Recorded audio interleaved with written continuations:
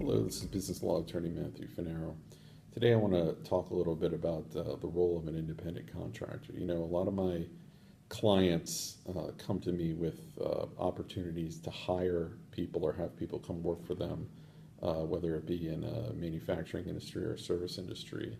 And the person that they want to come hire has a non-compete that's governing them for their current employer, or there's some other reason why they can't be considered a formal employee by the organization, whether it's for tax purposes or for compliance purposes with workers' comp or something like that. So a lot of my clients ask me, can I just call them an independent contractor? Can I just make them a 1099 independent contractor and get around things that way? And the answer is, look, for tax purposes, maybe you can, but for legal purposes, the answer is most likely no, and here's why.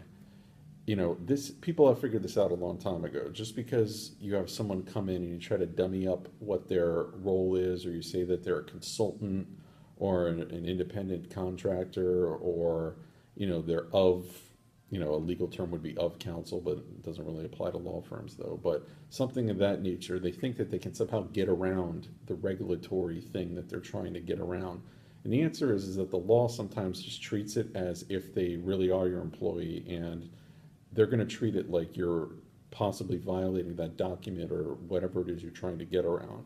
So the moral of the story is that if you need an independent contractor for tax purposes, that's one thing, that's fine. Discuss it with your accountant and figure out what's best for you. But if you're using it as a way to get around some kind of legal requirement or legal restriction, the answer is it's probably not going to work, because it's going to be seen as what it really is, which is a circumventing calling someone an employee when they really are, which leads to a lot of other problems and doesn't really turn out well. So the moral of the story is, if you're going to have someone come work for you, go over it with your accountant on how you want to classify them. But for legal purposes, you're going to assume that they're going to be considered an employee and not some kind of third party who coincidentally happens to do things for you. Thank you.